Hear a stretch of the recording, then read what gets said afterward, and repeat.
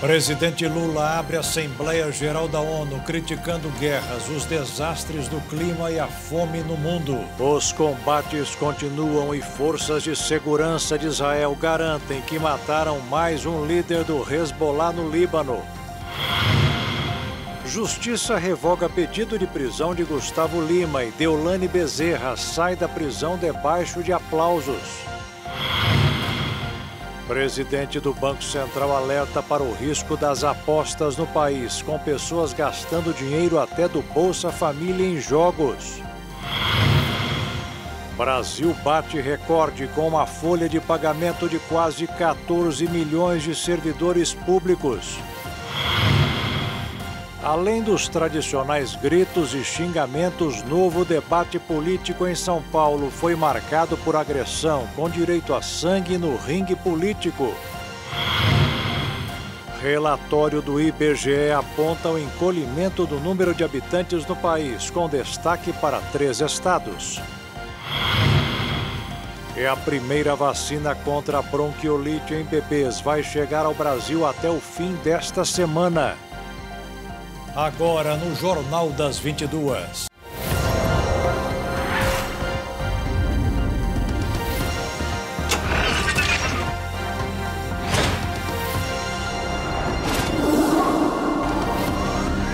Olá, boa noite. O presidente Lula abriu hoje mais uma reunião da Assembleia Geral da ONU. Além das guerras com gastos extraordinários, criticou a falta de combate efetivo à tragédia climática e pediu urgência para que a fome seja eliminada do planeta. Lula foi o primeiro chefe de Estado a discursar no debate geral. Por tradição, cabe ao Brasil abrir os discursos no encontro anual dos líderes dos mais de 190 países da ONU. Como esperado, o presidente brasileiro subiu o tom e apontou, por exemplo, a falta de instrumentos das Nações Unidas para interromper guerras ou punir envolvidos, fazendo uma crítica à existência de conflitos simultâneos na Ucrânia e no Oriente Médio. Antes, o petista já havia afirmado que a ONU não teve coragem de criar um Estado palestino, mas teve força para criar o Estado de Israel. Precisamos ir muito além e dotar a ONU dos meios necessários para enfrentar as mudanças vertiginosas do panorama internacional. Vivemos momentos de crescentes angústias, frustrações, tensões e medo. Testemunhamos a alarmante escalada de disputas geopolíticas e de rivalidades estratégicas. 2023 ostenta o triste recorde do maior número de conflitos desde a Segunda Guerra Mundial.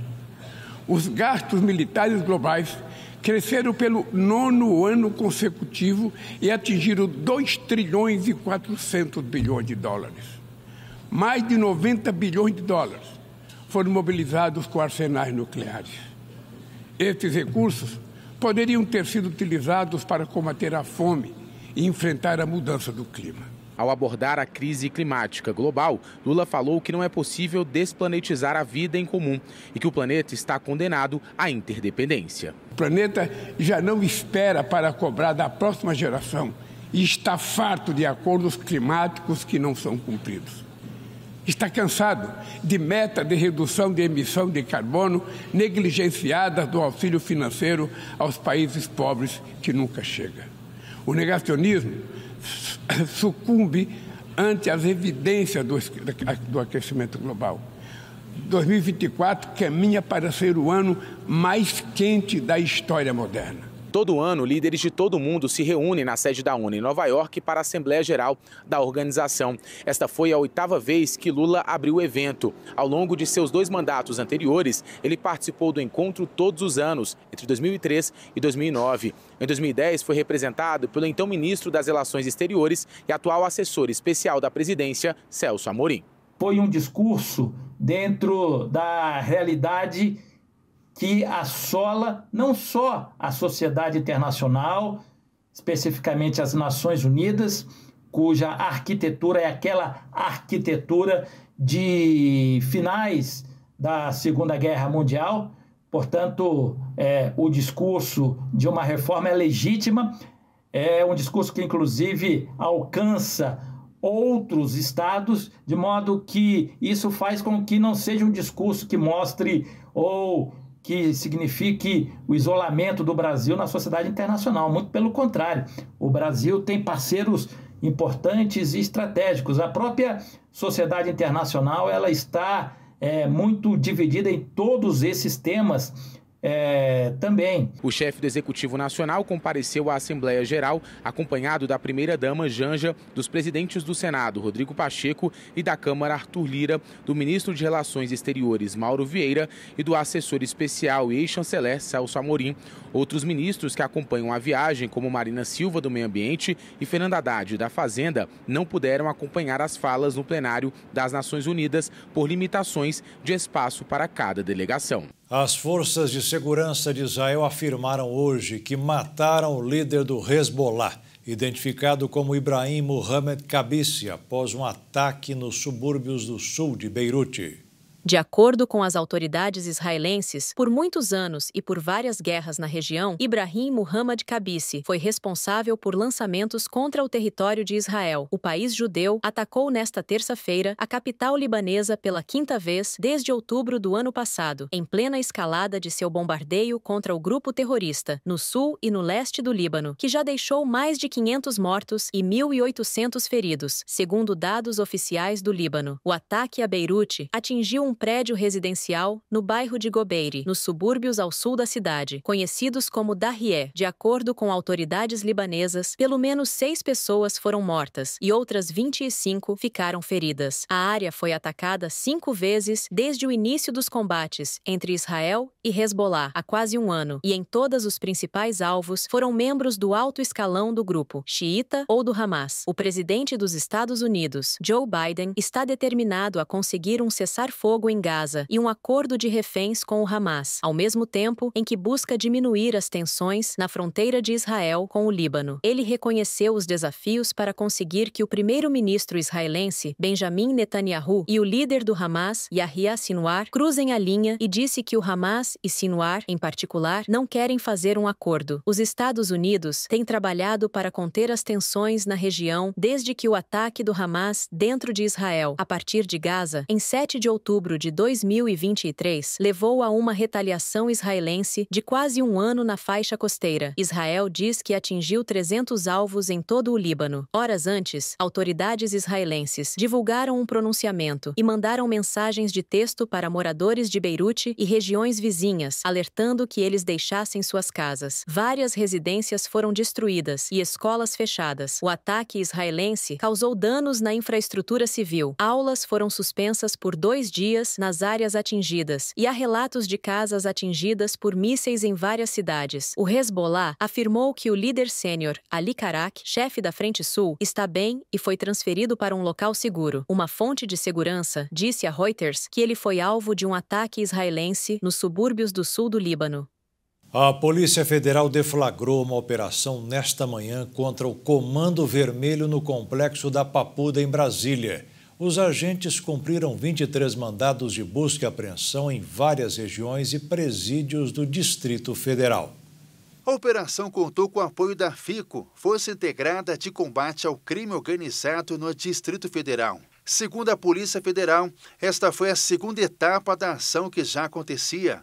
Antes, a operação tinha resultado na prisão de um advogado suspeito de tentar expandir a atuação do Comando Vermelho na região. As investigações revelaram tentativas de aliança entre o Comando Vermelho e o Comboio do Cão, uma facção local. Uma união entre as facções implicaria no aumento de crimes, do tráfico de drogas e de lavagem de dinheiro. Com a ação de hoje, uma advogada identificada como Maiara Souza da Silva também se tornou alvo, suspeita de facilitar a comunicação ilegal entre os criminosos. Ela teria sido a intermediária entre os presos e os que estão do lado de fora. Os policiais cumpriram os mandados de busca no DF, no entorno e também celas dos 6 presídios do complexo penitenciário da Papuda. O caso segue investigação. E veja a seguir, Brasil bate recorde com uma folha de pagamento de quase 14 milhões de servidores públicos. E um relatório do IBGE apontou o encolhimento do número de habitantes no país, com destaque para 3 estados.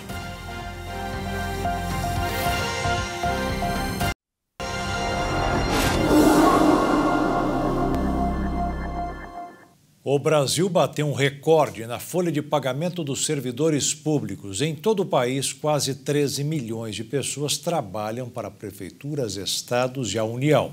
Os dados sobre recorde de servidores públicos fazem parte ali de levantamento feito pelo economista Bruno Imaizumi, da LCA Consultoria Econômica, com base em dados da série histórica da PNAD contínua, Pesquisa Nacional por Amostra de Domicílios, com início em 2012, foram então adiantadas ali pelo jornal Valor Econômico. Segundo então o levantamento, no segundo trimestre deste ano, o Brasil bateu ali um recorde de profissionais públicos com mais de 12 milhões de pessoas trabalhando no setor. A cifra é impulsionada pela alta de contratações nos municípios e pelo número de servidores sem carteira assinada, que cresceu 58% na última década. Em estados ali e no governo federal, o número de funcionários públicos se manteve estável. Para especialistas, o aumento nos municípios foi justamente puxado pelas eleições, elevação da demanda na educação e na saúde e também pelas chamadas emendas PIX destinadas por parlamentares aos municípios.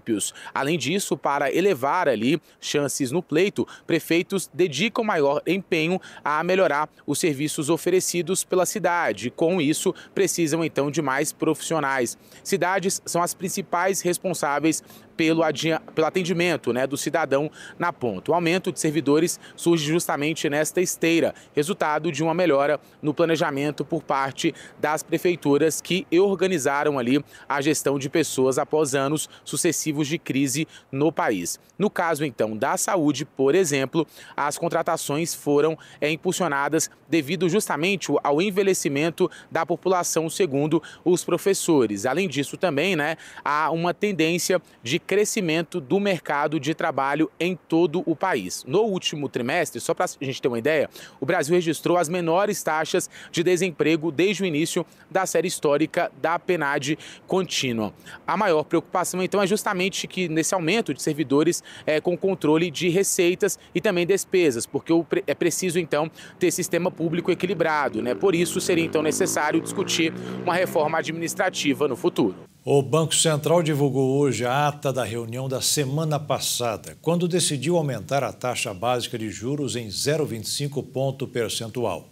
Além de cobrar maior transparência do governo sobre a questão fiscal, o Comitê de Política Monetária deixou claro que seu maior objetivo é não permitir que a inflação escape do controle. Segundo a ata, não dá para afirmar com 100% de certeza que os preços vão se manter na meta.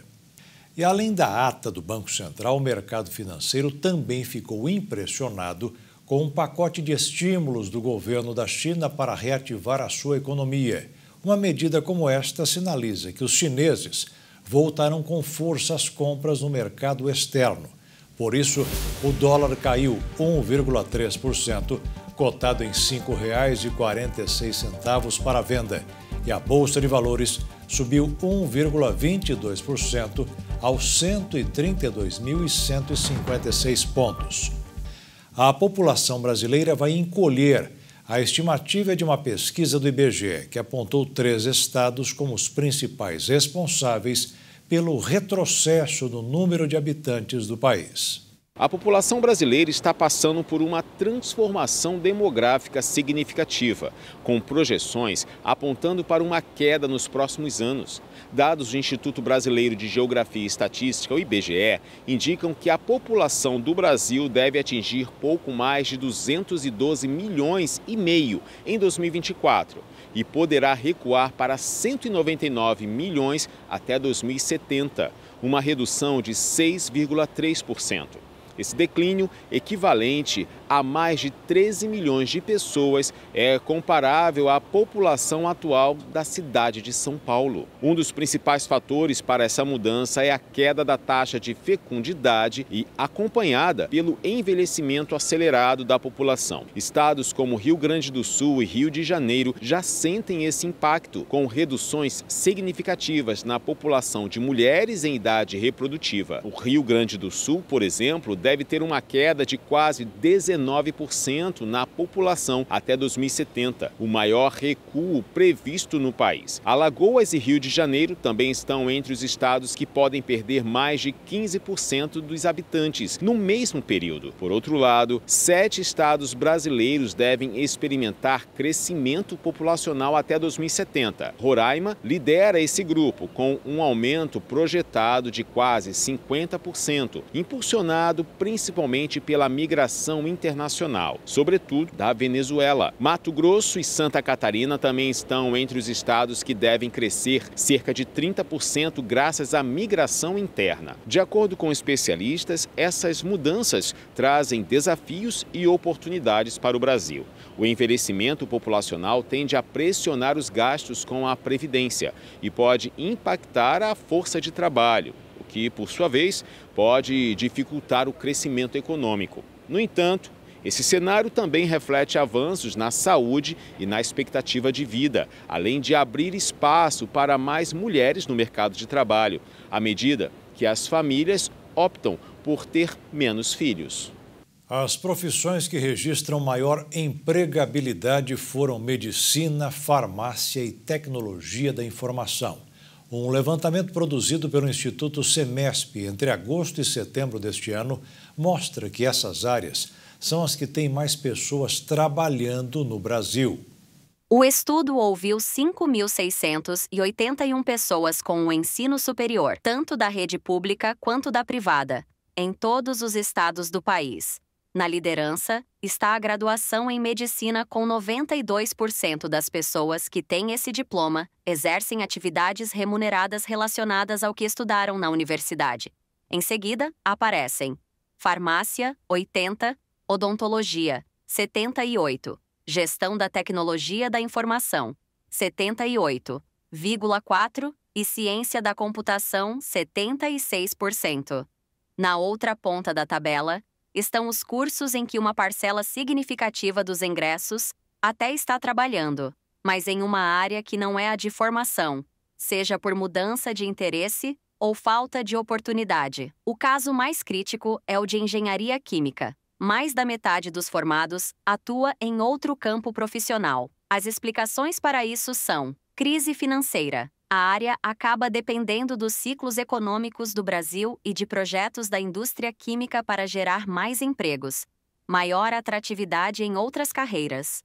Como o curso oferece um currículo interdisciplinar, os profissionais da engenharia química conseguem recorrer a mercados que oferecem salários mais altos, como os da área financeira, mas a engenharia é um ponto fora da curva.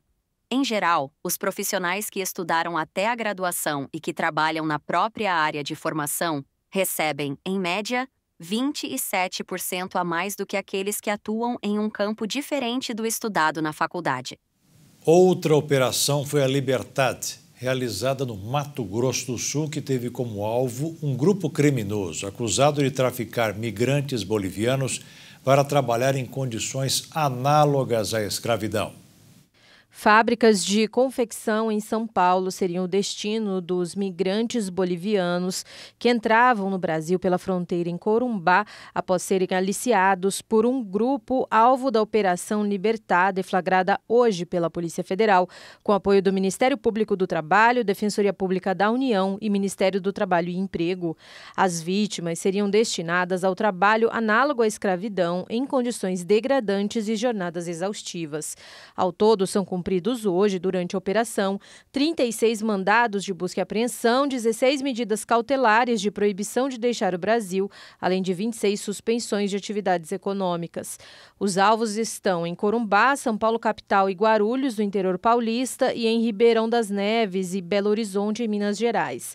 Os nomes dos suspeitos de envolvimento no esquema não foram divulgados. A operação leva o nome de Libertad para fazer referência ao símbolo de luta pela liberdade de trabalhadores explorados. Vale lembrar ainda que, em junho deste ano, os governos do Brasil e da Bolívia firmaram um acordo para fortalecer o combate ao tráfico internacional de pessoas e crimes relacionados. E veja a seguir, presidente do Banco Central alerta para o risco das apostas no país, com pessoas gastando dinheiro até do Bolsa Família em jogos. E ao mesmo tempo em que a Justiça revogou a prisão do cantor Gustavo Lima, A influencer Deolane Bezerra saiu da prisão debaixo de aplausos.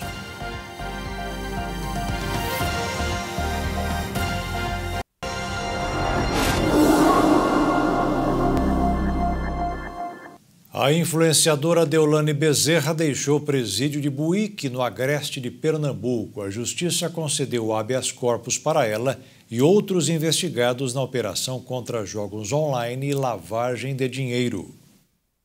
A influenciadora, empresária e advogada Deolane Bezerra foi solta após decisão do Tribunal de Justiça de Pernambuco, que beneficiou ao todo 17 investigados.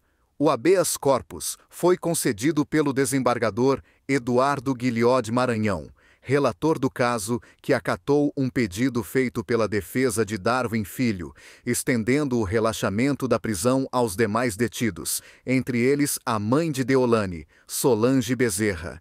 Alvo de uma operação contra a lavagem de dinheiro e prática de jogos ilegais, Deolane estava presa na colônia penal feminina de Buíque, a cerca de 280 quilômetros da capital pernambucana.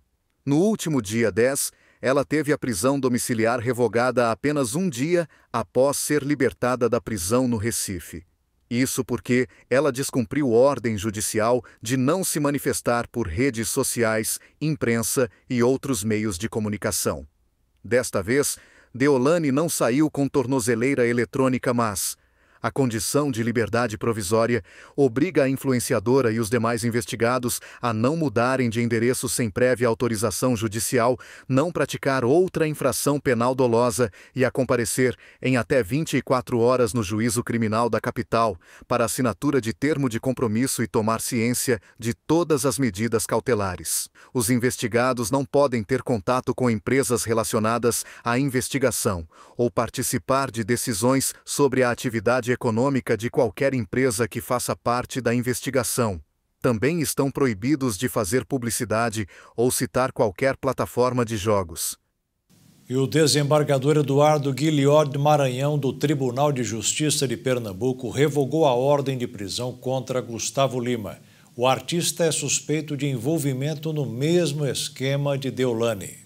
O desembargador também determinou o afastamento da suspensão do passaporte e do certificado de registro de arma de fogo, bem como de eventual porte de arma de fogo e de mais medidas cautelares. No dia anterior, a juíza Andréa Calado havia determinado, no âmbito da Operação Integration, comandada pela Polícia Civil de Pernambuco, a prisão de Gustavo Lima, suspeito de envolvimento em lavagem de dinheiro oriundo de jogos ilegais. Outra suspeita é de que o artista tenha ajudado outros alvos da polícia, o empresário José André da Rocha Neto e essa mulher Aisla Rocha, a escaparem da justiça durante viagem à Grécia após a operação ser deflagrada. O desembargador afirmou que na decisão da juíza de primeira instância não constituiu lastro plausível capaz de demonstrar a existência da materialidade e do indício de autoria dos crimes. Sobre a acusação de ter ajudado o casal do dono da Vardbet a fugir do país, o desembargador afirmou que o embarque dos dois ocorreram no dia 1º de setembro, enquanto que as prisões preventivas foram decretadas no dia 3 de setembro. E por conta disso, o casal não se encontrava na condição de foragidos, tampouco há que se falar em fuga ou favorecimento à fuga. O desembargador Eduardo Guilhó de Maranhão é o mesmo que determinou a soltura da influenciadora Deolane Bezerra, que estava presa preventivamente na colônia penal feminina em Buíque, na região do Agreste. Além da Deolane, o magistrado também pediu a soltura de Davi Henrique da Silva Filho, CEO das Esportes da Sorte, e da mãe da influenciadora Solange Bezerra, também presos de forma preventiva ao acatar um habeas corpus impetrado pela defesa do empresário.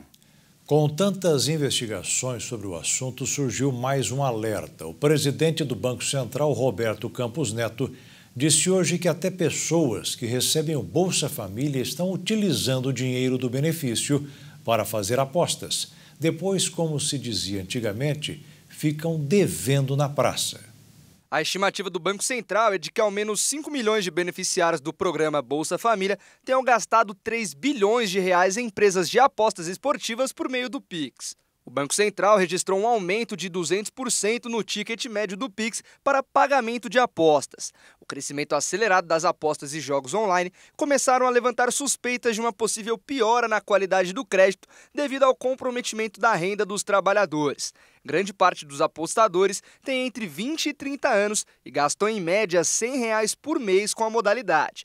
O anúncio foi feito pelo presidente do Banco Central, Roberto Campos Neto, que participou da abertura do J Safra Brasil e destacou a preocupação do BC com o crescente volumoso de apostas online, o que já começa a causar aumento da inadimplência, especialmente na baixa renda. Uma inadimplência na ponta que até eu diria que 2 meses atrás era um pouquinho melhor do que a gente esperava. Agora, quando a gente olha a baixa renda na ponta, começou a ter um pouquinho de piora. Tem um tema muito relevante que tem sido falado sobre as bets, né? Sobre o comprometimento de renda das famílias nesses sites da aposta, que está gerando uma percepção que a gente pode ter uma piora na qualidade do crédito na ponta, né? Inclusive com comprometimento grande, inclusive um estudo que a gente fez que mostra que tem uma parcela grande das pessoas que recebem o Bolsa Família que estão apostando nas bets, né? O número outro dia foi divulgado até pelo senador Omar Aziz, que está cuidando disso lá no Senado. Mas o presidente do BC destacou que não é função da autoridade monetária regulamentar o setor de apostas eletrônicas, mas sim contribuir para que o governo possa tomar as decisões relacionadas ao problema. As apostas e jogos online têm sido a preocupação não só do BC, mas do senador Omar Aziz, do PSD do Amazonas.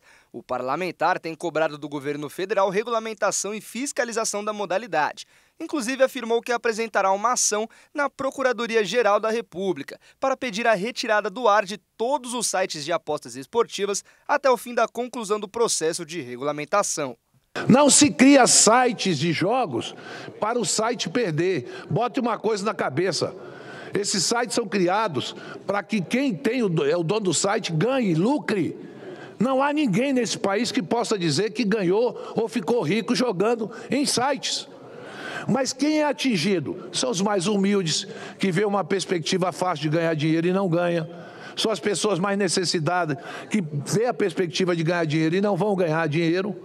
Então, é urgente que a Procuradoria-Geral da República acate essa DPF, encaminhe ao Supremo Tribunal Federal e o Supremo manda suspender. Através da Anatel, em minutos, é possível que todos esses sites sejam tirados do ar e que o jogo só volte a funcionar a partir de critérios.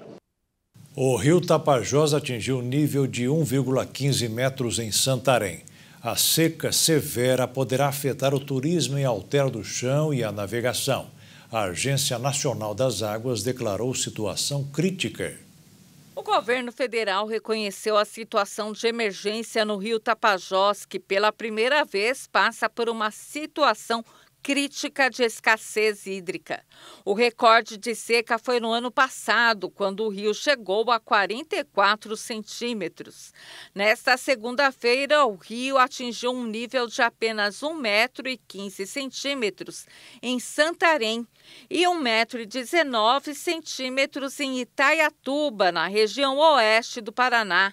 O fenômeno é resultado da estiagem severa, que também já afeta o setor turístico.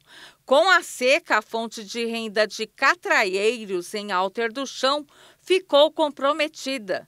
Antes, a região onde eles realizavam a travessia de turistas entre a Orla e a Ilha do Amor está impossibilitada.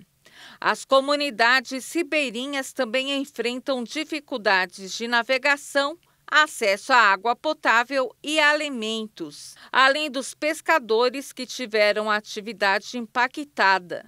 A Prefeitura de Santarém, no oeste do Pará, decretou o estado de emergência no dia 17 de setembro. Os órgãos municipais estão arrecadando recursos para ajudar as comunidades mais afetadas. E além do Pantanal, os incêndios florestais vêm atingindo áreas de outros biomas em Mato Grosso do Sul, como a Mata Atlântica e o Cerrado. Fogo que está destruindo também os ninhos de papagaios verdadeiros em plena temporada de reprodução.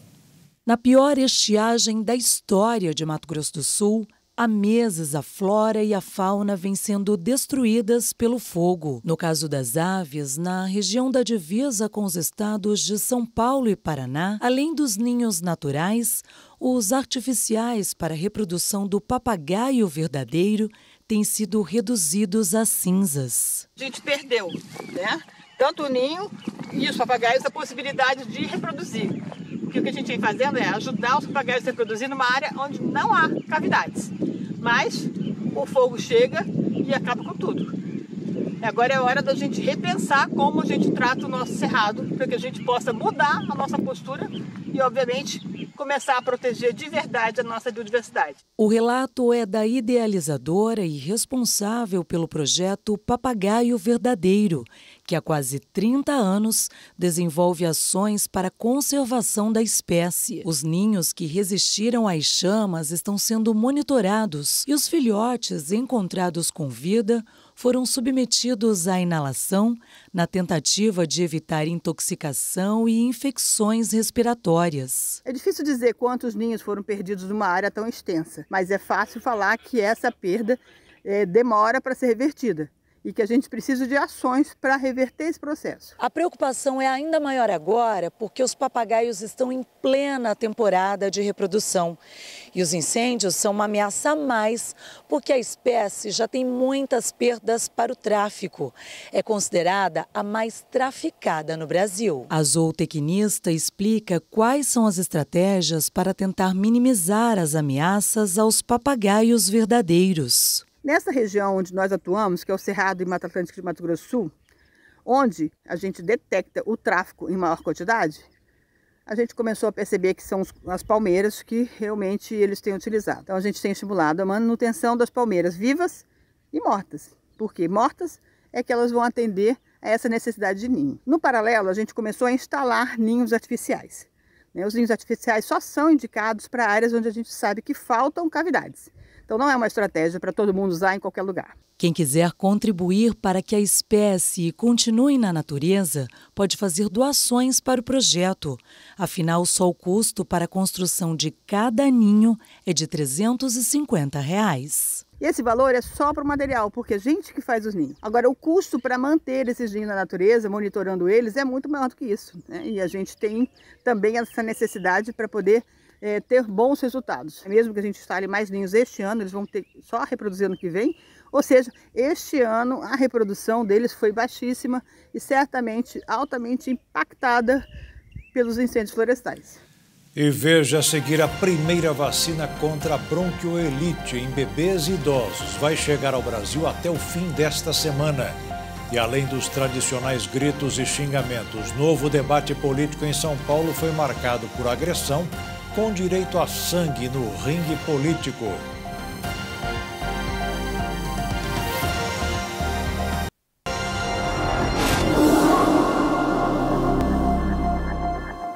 Os candidatos à Prefeitura de São Paulo participaram de mais um debate, e dessa vez organizado pelo Grupo FLOW. O evento terminou com a expulsão do candidato Pablo Marçal, do PRTB, por descumprir as regras do debate e por agressão do assessor de Marçal ao marqueteiro do prefeito e candidato Ricardo Nunes.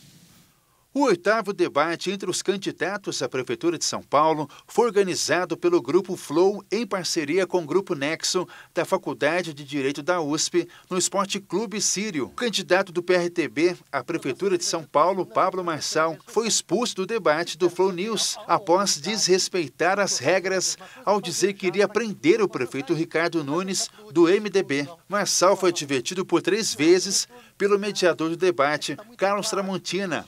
Durante suas considerações finais, Marçal ofendeu 3 vezes Ricardo Nunes, chamou-o de bananinha e disse que iria prendê-lo. Pelas regras do debate, esse tipo de atitude era proibida. E por essa razão, Marçal não pôde concluir suas considerações finais por ter sido advertido 3 vezes. Entre as regras definidas para o encontro, na 3ª ocorrência, o candidato seria eliminado do debate, teria seu microfone desligado, sua cadeira removida e poderia acontecer intervenção da segurança. É Polícia Federal mesmo, seu banana. O senhor está advertido, corta o tempo, o senhor está excluído do debate. O senhor está excluído do debate. O senhor está excluído do debate. O tempo... O senhor tinha ainda 10 segundos. Por favor, o senhor pode se retirar?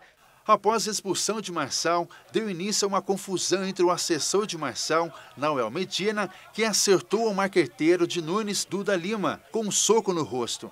A transmissão ao vivo foi interrompida depois do episódio que se deu logo depois da expulsão do ex-coach por infração às regras do encontro. Um vídeo compartilhado nas redes sociais mostra Duda Lima com o rosto sangrando depois da agressão. Na saída do debate, o candidato Pablo Marçal continuou ofendendo o prefeito Ricardo Nunes. Vou te investigar, é o seu que você recebeu na conta da sua esposa, da sua filha. A polícia foi acionada até o local onde foi realizado o debate. Nauel Medina, que é o videomaker do ex-coach, foi encaminhado à 16ª Delegacia de Polícia. Segundo Pablo Marçal, o marqueteiro de Nunes teria tentado cobrir a câmera do celular de Medina, que o agrediu e fez uma crítica sobre a condução do debate por Carlos Tramontina. Usei do meu tempo, fui advertido, seguindo as regras. Ele poderia me advertir depois que eu terminar de falar. Ele pensou, ele até verbalizou. Por que você está usando esse último momento? Porque o último momento é meu. Veio do sorteio, não foi eu que escolhi o último momento. E aqui ficou o recado, os últimos serão os primeiros. Eu reprovo completamente o que o marqueteiro, que ganha milhões, fez contra uma pessoa da minha equipe e está aprovado dentro do meu Instagram agora. Não era proibido a equipe gravar lá dentro. Duda Lima teve um corte no supercílio e saiu sangrando do local. Ele foi encaminhado para o hospital Albert Einstein e abriu um boletim de ocorrência contra o assessor Nauel Medina por agressão. 15 estados sinalizaram ao governo Lula que querem usar câmeras corporais para suas polícias. E, de acordo com o Ministério da Justiça, o investimento previsto ainda para este ano é de R$ 1 bilhão.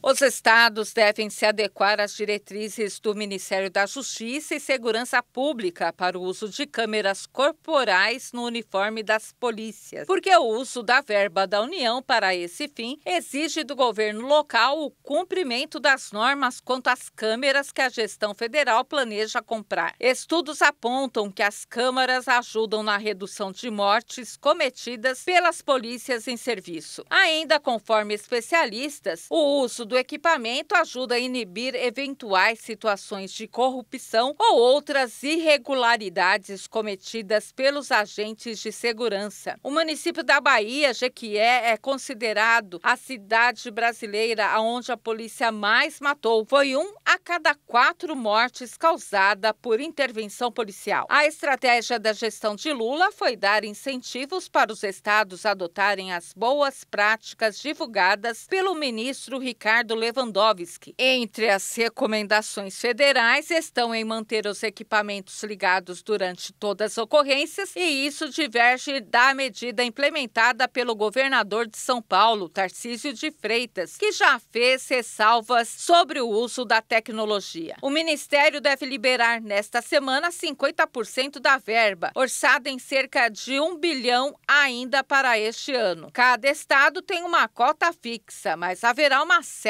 de critérios. Enquanto alguns estados começam a investir em soluções para reduzir a violência das polícias, em Santa Catarina, o governador Jorginho Melo, na semana passada, encerrou o projeto de câmeras corporais e determinou o recolhimento de todos os equipamentos em funcionamento. Um estudo revelou que em 31 anos tivemos um aumento de 70% dos casos de AVC, acidente vascular cerebral. Uma das principais causas é o alto consumo de açúcar e até mesmo as altas temperaturas que assolam o mundo.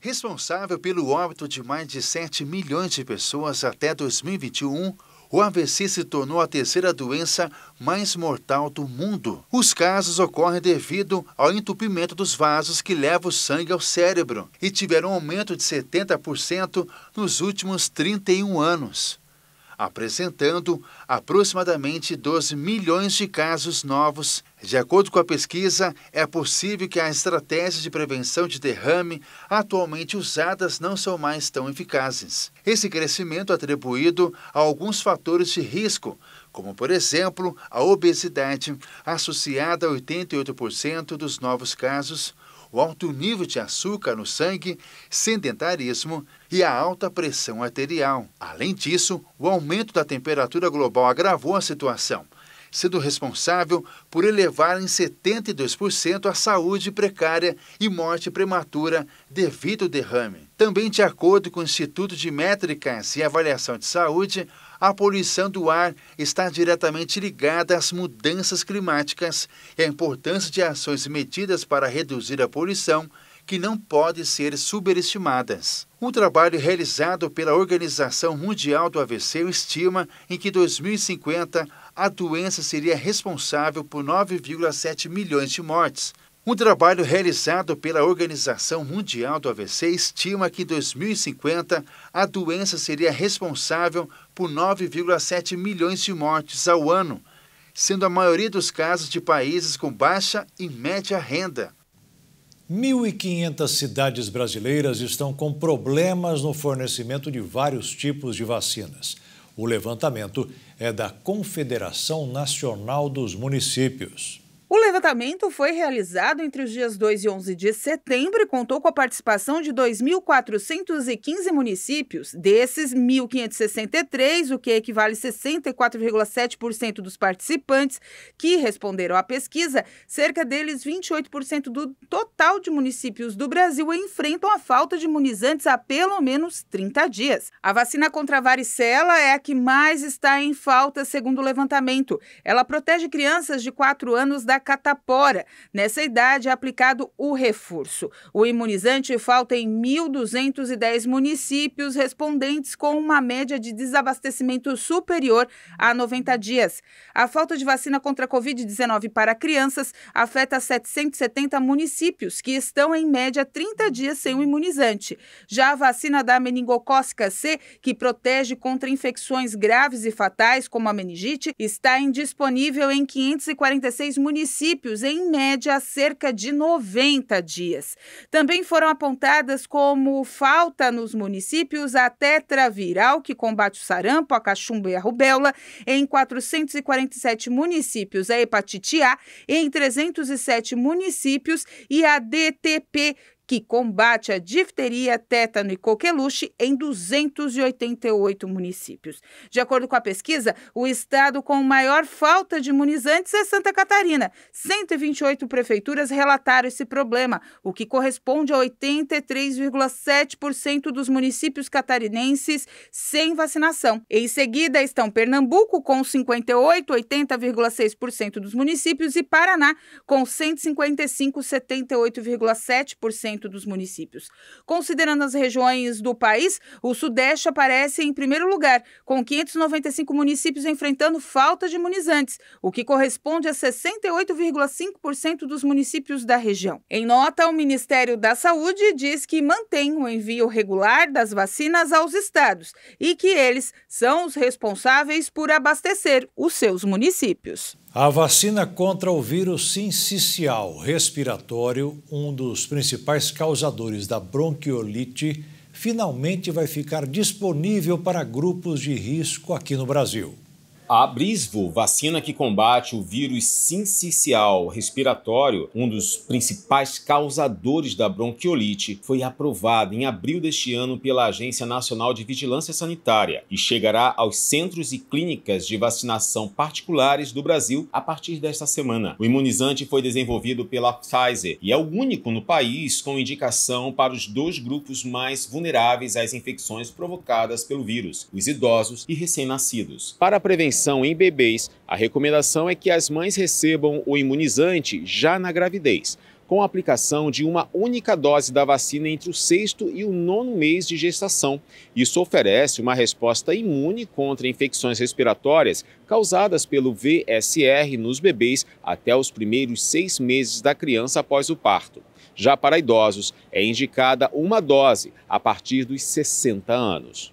A aprovação da vacina no país foi baseada em resultados de ensaios clínicos que comprovaram a eficácia e segurança nesses dois grupos. Nos estudos, a vacina se mostrou capaz de prevenir mais de 80% das formas graves de doenças respiratórias causadas pelo VSR em crianças de até 3 meses e 70% em bebês de até 6 meses de vida. Os resultados também foi positivo para os idosos. O imunizante demonstrou-se consistente durante a avaliação no programa clínico, alcançando uma eficácia de mais de 85% contra quadros graves provocados pelo VSR em pessoas acima de 60 anos. E o Jornal das 22 termina aqui. Uma boa noite para você e fique na paz. Tchau.